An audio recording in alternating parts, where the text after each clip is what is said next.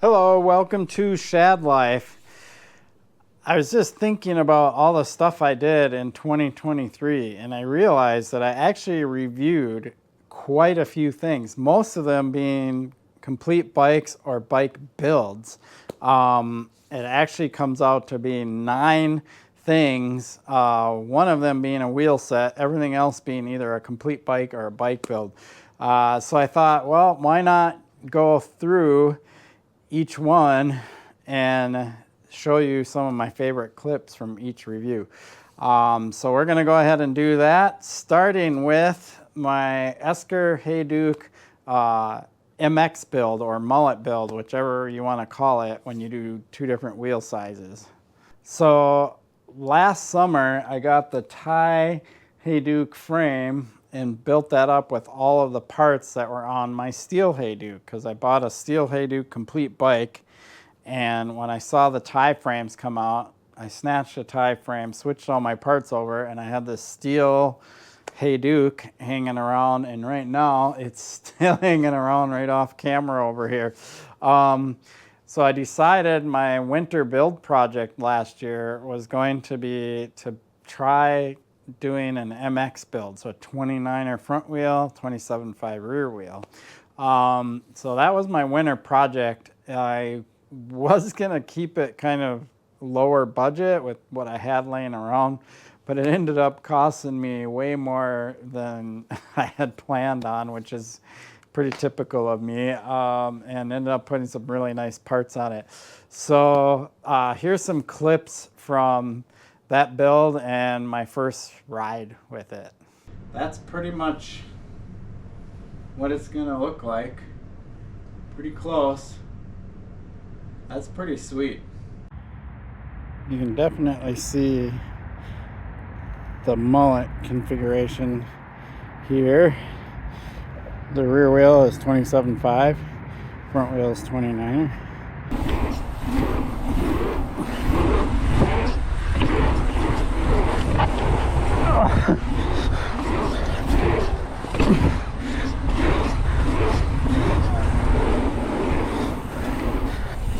Here's the downhill section. Whew. Nice stable here. It's actually more like doubles now. Oh, this bike.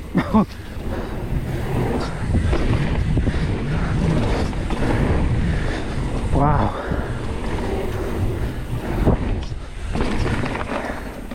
I am loving how this bike rides. So yeah, that was a fun project and I really liked that build. Moving on to the next one was I got a chance to ride a Salsa Bear Grease with, the Bear Grease comes with 27.5 by 4.0 wheels. And I rode that around Minnehaha Creek. The trails along the creek were amazing that day, and I had a blast on that bike. So here's some clips of me riding that bike. What I have here is a carbon Salsa Bear Grease.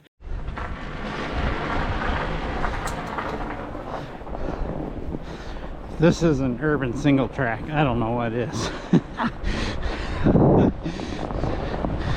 Minnehaha Creek, smack dab in the middle of Minneapolis, Minnesota, and having a blast on my fat bike.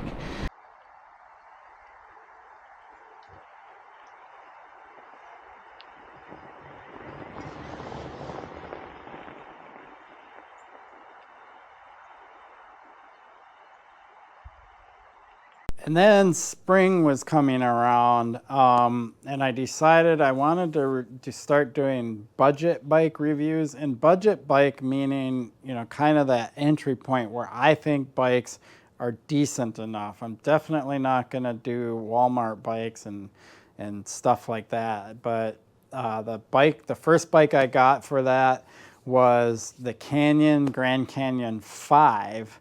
And I was very impressed with that bike for how much it cost. I don't remember what I paid for it. I can't remember if it was $6.99 or $5.99, but I do know I recently saw it for $4.99 just the other day, so it's gone down in price. Impressive bike for what you pay for it. So here's some clips from that review.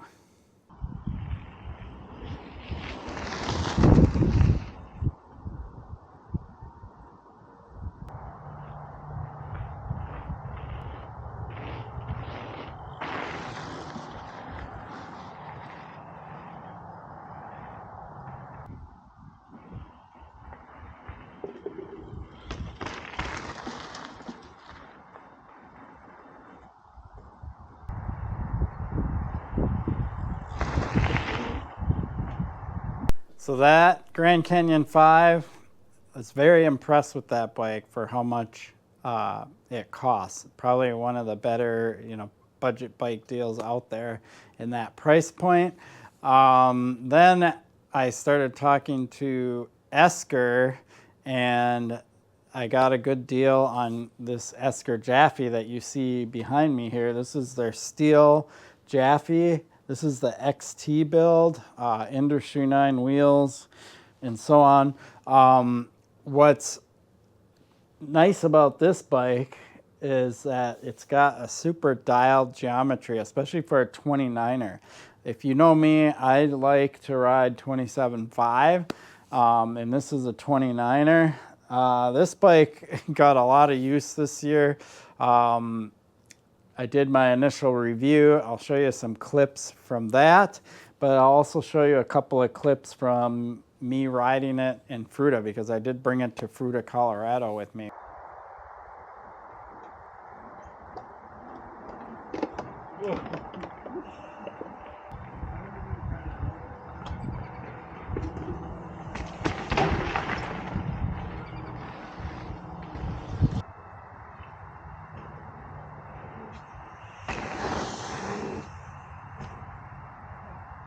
This is Shad.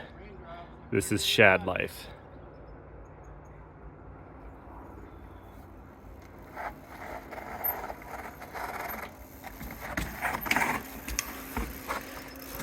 First tee. Yeah, baby.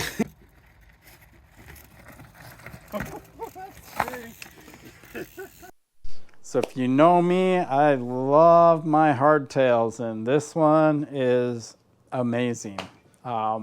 So super glad I got this bike, and it's so far a keeper. We'll see. You never know with me. All right, and the next bike, going back to kind of the concept of a budget bike, because this certainly was not a budget bike. I decided to get a Polygon Siskiyou T8. It's a full suspension bike, trail bike kind of. I feel like it's like right in between that trail bike and enduro. It rode a lot like an enduro bike, but it's classified as a trail bike, especially with the amount of suspension travel it has. But I would say that bike by far was the best deal. I got that for $1,999, and for what it came with, how well it rode, and the quality of it and everything, just a banger of a deal. SLX components, just super nice bike. So here's some clips of me riding that, even taking the big drop at Monarch.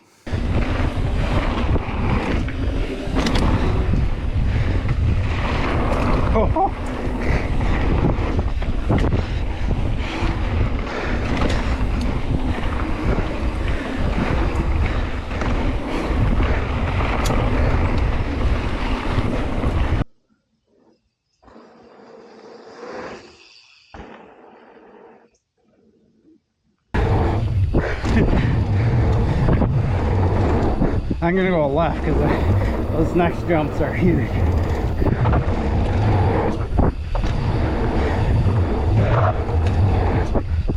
I know I need to slow for that one.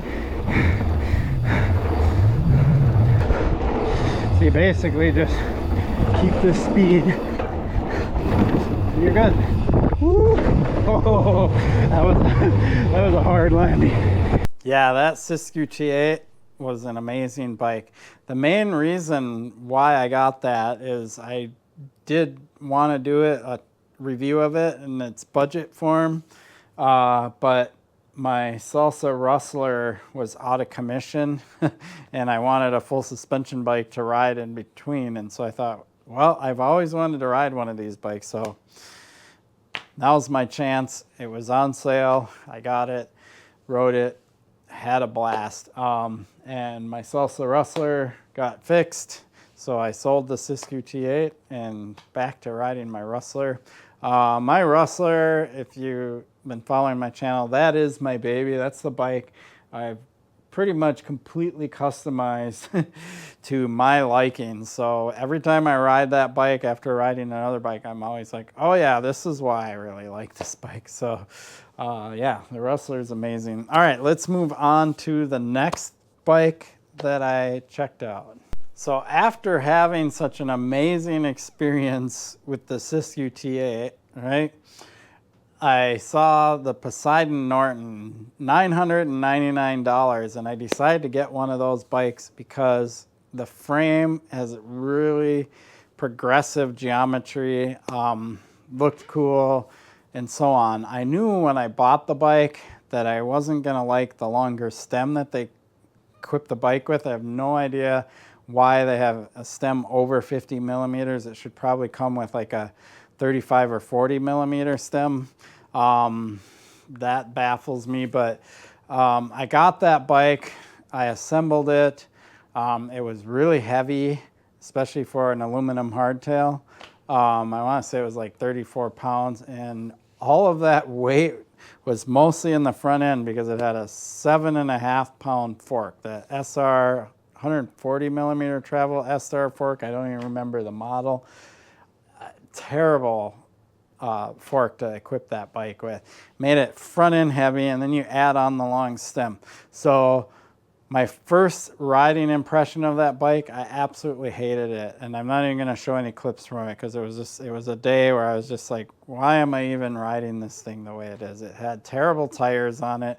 It had slant 6 tires from like the 2000s. Like, those tires have been long gone for a long time. They've come up with much better tire technology than we have today.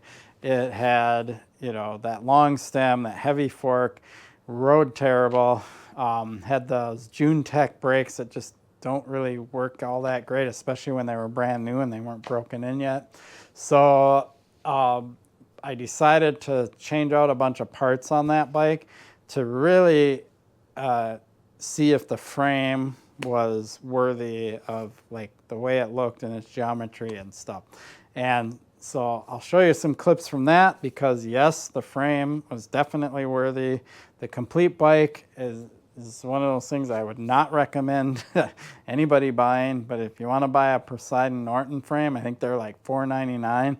You do have to get your own through axle, which is kind of baffling that they don't sell it with the through axle. But yeah, great frame. Once I switched out the parts of the way that I wanted that bike to be, it was a blast. Here's some clips from me riding it up in Cuyuna.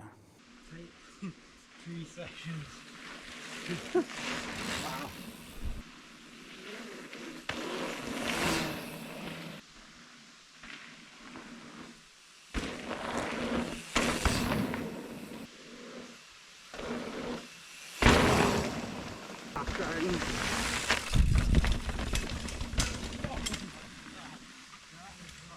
And then my first review in 2023 that wasn't a complete bike was these bird spoke wheels. If you don't know what bird spokes are, they are these kind of rope spokes.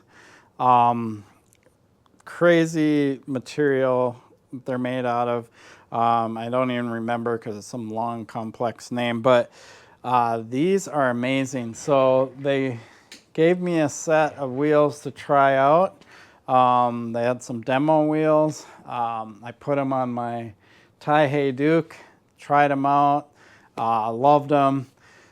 Here's a clip of me testing out these wheels.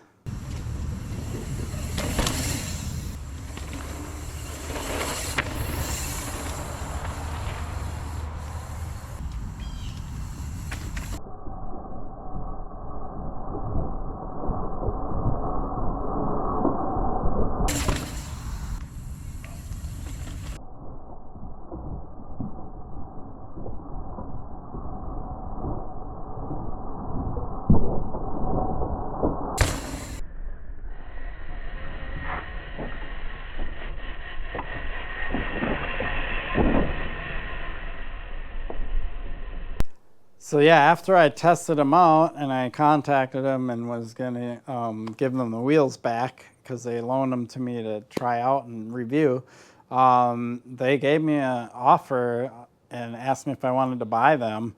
And they are used because they've been review wheels for a while, but they were in excellent shape. They come with these Industry 9 hubs and so on, and so I was like, sure, I'll buy them, and I got a really good deal on them. So that's why they're still on my Taihei Duke over here. This is kind of my event setup or race setup. I don't really race anymore, but you know, maybe I race against my own time or whatever. But like, this is my fast mountain bike, or what I would consider my XC bike right now. I do have a set of carbon wheels that I can put on this bike when I want to do more aggressive stuff with it, but right now it is set up for speed, and it's pretty amazing how fast I can go on this bike with these light wheels. Taking weight off at your wheels makes a huge difference. It's the number one place I always recommend people. If you want to go faster, the place you save weight or should save weight is in the wheels.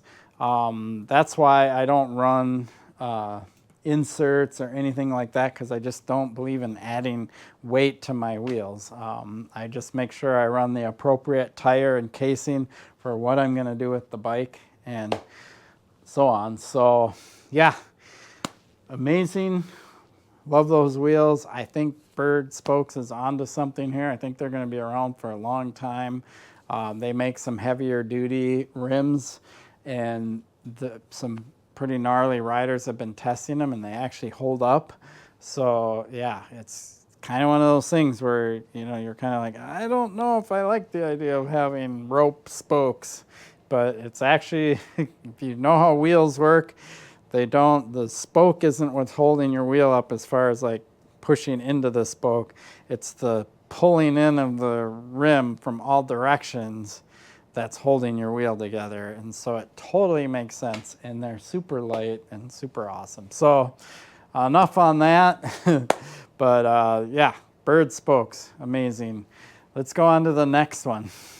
So with Poseidon Norton, I purchased all these parts to make it better, right? And I thought, well, I've always wanted to try nuke proof. I was also trying to get a Santa Cruz Chameleon, so one or the other, but a Chameleon just wasn't available. That was kind of my first pick to put all the parts from the Poseidon Norton on after I had upgraded everything. But I did find a nuke proof, and so I got that, and that's why I have the nuke proof now. Put all the parts that I built up onto the Poseidon Norton frame, onto the nuke proof frame, nuke proof Scout to be exact. Then I keep looking over off camera because my nuke proof is sitting right over there off camera. Kind of weird that I do that. It's like, you don't know my bike's sitting over there. So here's some clips of me riding that bike up in Cuyuna. I had an absolute blast. So this bike in its current configuration, MX build, loves to point downhill.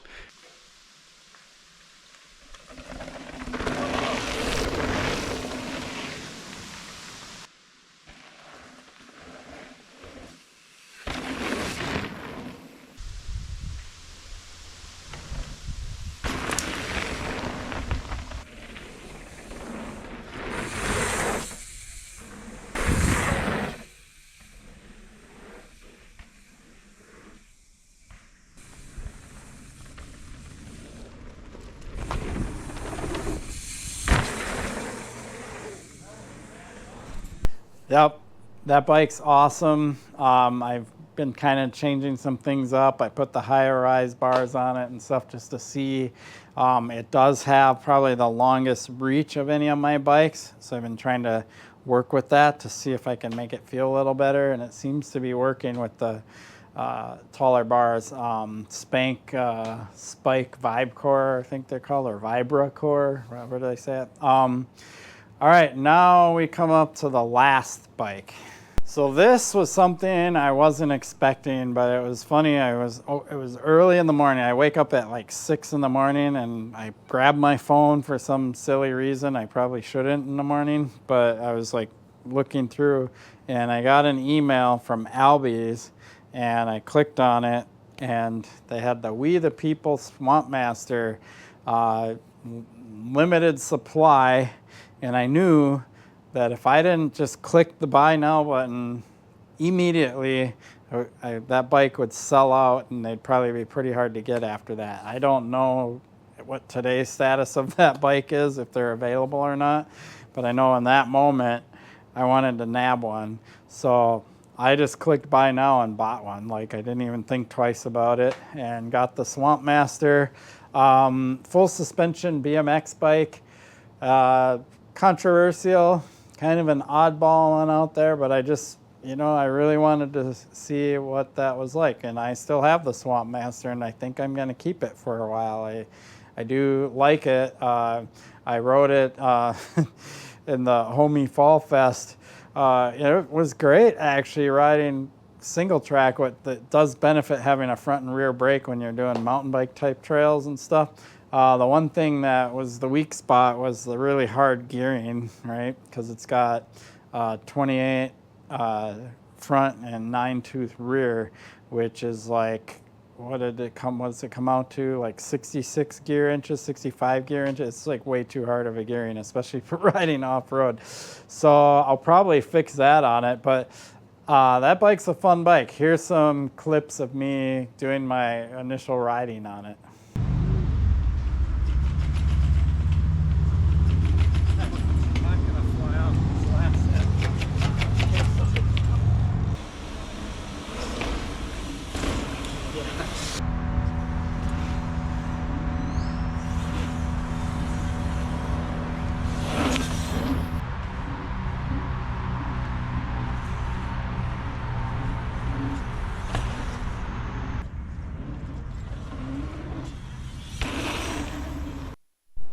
So that was it. That seems like a lot of stuff to me for 2023 that I brought in and reviewed on my channel and talked about. Pretty cool, and I'm still going. I did just get the All City Cosmic Stallion. Haven't really done a review on it aside from just talking about the bike. It is now over here off camera in my Wahoo kicker trainer set up with Zwift, because that's what it's going to do throughout the winter time. I have my fat bike, getting that dialed in for winter riding, and I'm nursing my back. So you've been following my channel, I've got this pinched nerve going on in my back, so taking it easy for a while, chilling out, letting that heal. Doing physical therapy and so on. I really want to make sure that I don't have a reoccurring injury or reoccurring issue with my back. So I got to do some lifestyle changes and stuff. The good news is that's riding my bike isn't what hurts my back. It's the other things I do in life, lifting things, like hanging bikes up on the wall. I don't have a very good form or practice of doing that kind of stuff, and I do notice that my lower back hurts when I do certain things because I don't pay that much attention to it. I just kind of push myself through, and I got to stop doing that. As you know, I got this stool so I can work on bikes and stuff seated and so on to help my back rather than standing and doing it, because that's another thing. I do a lot of work on my bikes, and when I'm standing, hunched over, wrenching on things, I feel it in my lower back. It's just that kind of stuff I got to change. So that's why I haven't done a ton of riding stuff on my channel since I've been back from Austin. It is what it is. Life goes on. I'll have more content for you coming up. Global Fat Bike Day is coming December 2nd. I'll definitely do a video on that. Awesome.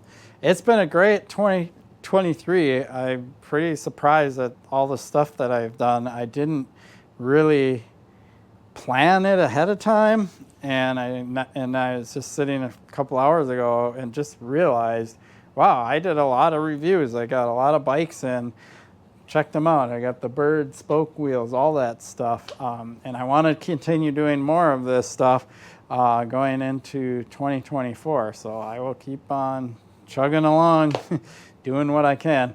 I appreciate your support for my channel. Please like and subscribe. Peace.